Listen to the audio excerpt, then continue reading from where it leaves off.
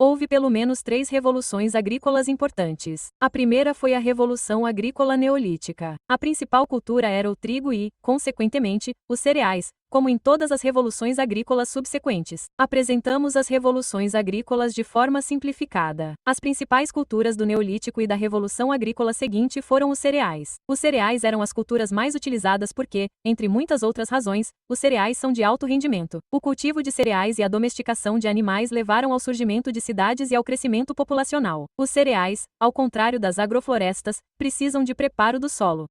O preparo do solo tem um impacto negativo nos solos porque faz com que os solos percam seu conteúdo orgânico e os degenera. Isso ocorre pelo menos quando o conteúdo orgânico não é restaurado com cuidado, regularmente ou com alta estabilidade. Aqui e mais tarde, discutiremos algumas coisas importantes que estão associadas às revoluções agrícolas, mas que raramente ou nunca são mencionadas como possivelmente associadas. Algumas ou todas as revoluções agrícolas, como certos impérios, foram encerradas ou interrompidas por epidemias entre animais domesticados e humanos, o que reduziu significativamente suas populações ou levou a uma ampla variedade de colapsos ou conflitos. Algumas ou todas as revoluções agrícolas foram seguidas por aquecimento e mudanças climáticas, como, por exemplo, secas, sendo que pelo menos estas últimas tiveram impactos negativos na agricultura e em tudo o que o desenvolvimento da agricultura trouxe. Esta é a segunda associação que mencionamos, mas também não é reconhecida e raramente ou nunca mencionada por outros. Esta é uma possível associação que precisamos observar e colocar em um contexto mais amplo.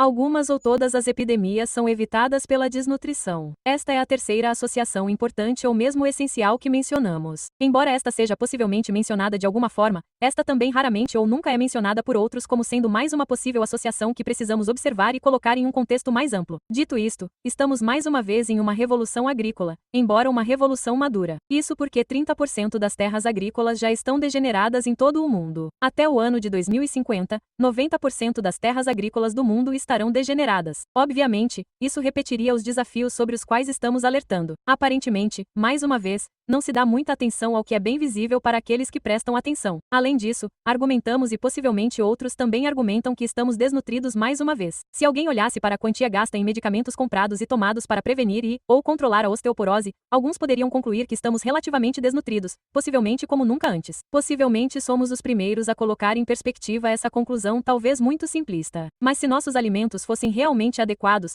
por que parece que precisamos de tantos suplementos, incluindo vitaminas e até probióticos, especialmente porque eles já são adicionados sistemática e artificialmente durante o processamento a toda uma gama de alimentos. Além disso, sofremos uma pandemia por vários anos e ela ainda não acabou completamente. E mais uma vez uma doença chamada doença X, bem como certos supostos avanços de zoonoses endêmicas, parecem estar no horizonte. Isso parece ser mais uma crise do que o que poderia ser considerado típico, pelo menos desde a Segunda Guerra Mundial. A estratégia de vigilância e controle eficiente e até agora bem-sucedida de nossas organizações de saúde e a invenção enigmática e muito significativa associada de antibióticos e antimicrobianos em geral. Se observarmos o aumento de todas as formas de declínio cognitivo, ou melhor, doenças degenerativas, em combinação com uma RAM problemática, nós, humanos, certamente nos tornamos mais vulneráveis a doenças e epidemias. Se não fosse por nossos antimicrobianos ainda eficazes e estratégias de vigilância e controle ainda muito bem organizadas e eficazes firmemente implementadas, nossa situação já poderia ter sido bastante terrível agora. Mas é claro que ainda não estamos fora de perigo simbólico. Especialmente, nós e nossas organizações de saúde teremos que lidar o mais rápido possível com nossos desafios contínuos de RAM.